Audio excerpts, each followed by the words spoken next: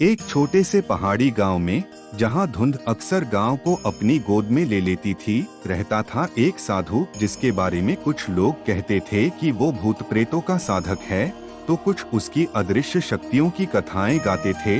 क्या सच में उसके पास ऐसी शक्तियां थीं? एक महत्वाकांक्षी पत्रकार इस रहस्य को उजागर करने निकलती है, लेकिन क्या वो इस रहस्य के शिकार नहीं बन जाती?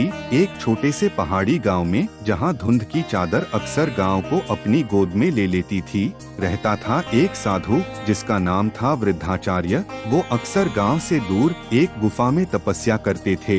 ग्रामीणों के बीच उनकी ख्याति एक पवित्र व्यक्ति की थी, लेकिन उनके बारे में अनेक किंवदंतियां भी प्रचलित थीं।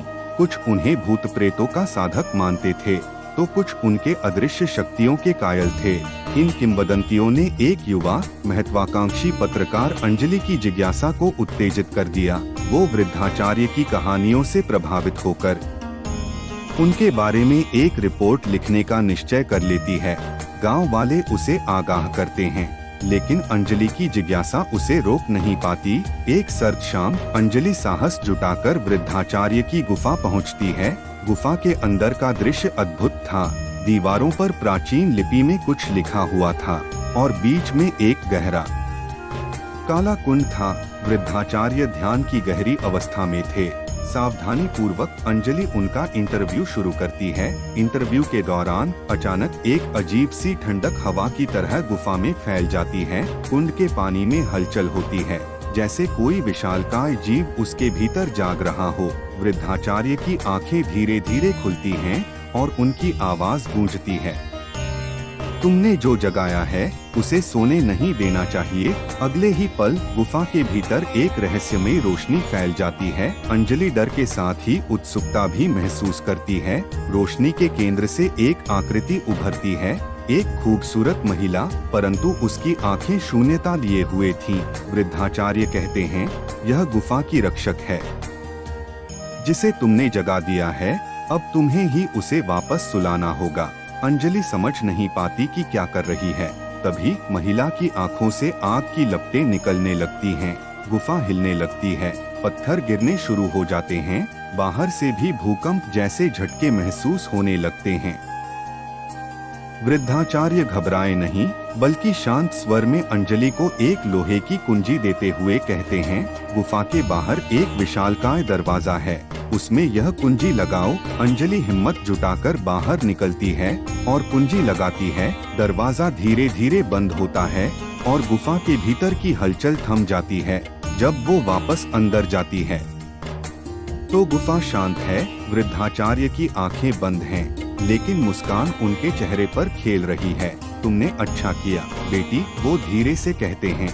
अब जाओ और इस रहस्य को अपने भीतर ही दफन कर दो। अंजलि गुफा से बाहर निकली, मन में असंख्य सवालों के साथ। उसने कुछ ऐसा अनुभव किया था जिसकी व्याख्या संभव नहीं थी।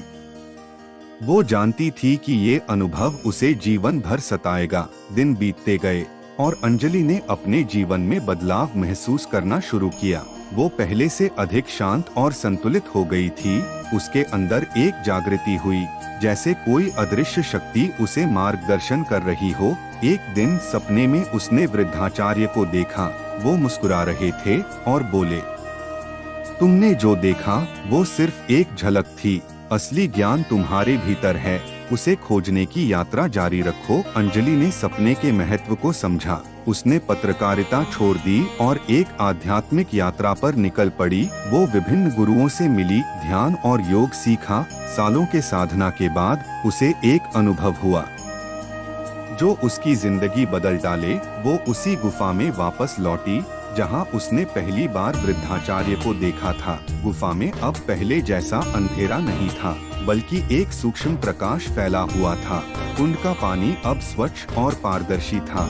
वृद्धाचार्य वहां बैठे थे, पहले से अधिक शांतिपूर्ण। उन्होंने अंजलि को देखा और मुस्कुराए। तुम वापस आ गई हो बेटी, उन्होंने कहा। अंजलि ने वृद्धाचार्य के चरणों में प्रणाम किया। उन्हें लगा कि वो अब सब कुछ समझ गई है। वो जानती थी कि वृद्धाचार्य कोई साधारण साधु नहीं थे, बल्कि एक आध्यात्मिक गुरु थे। जिन्होंने उसे एक विशेष उद्देश्य के लिए चुना था। उस दिन के बाद अंजलि ने अपना जीवन लोगों की सेवा में लगा दिया। वो एक आध्यात्मिक गुरु बन गई, लोगों को सही मार्ग दिखाने लगी। वो बताती थी कि सच्चा ज्ञान बाहर नहीं बल्कि हमारे भीतर होता है, बस उसे खोजने की जरूरत होती है। और इस तरह एक रहस्यमय तपस्या की कहानी एक प्रेरणादायक यात्रा में बदल गई। तो दोस्तों, कैसी लगी ये डरावनी लेकिन सोचने वाली कहानी? क्या आप भी मानते हैं कि कुछ चीजें ऐसी होती हैं जिनकी व्याख्या नहीं हो सकती? अगर आपको ये वीडियो पसंद आया हो तो लाइक, शेयर और सब्सक्राइब जरूर करें। और हाँ, कमेंट बॉक्स में जरूर बताएं कि आपको ये कहानी कैसी लगी। अगले वीडियो में और भी दिलचस्प कहानियों के साथ फिर मिलेंगे। तब तक के लिए अलविदा।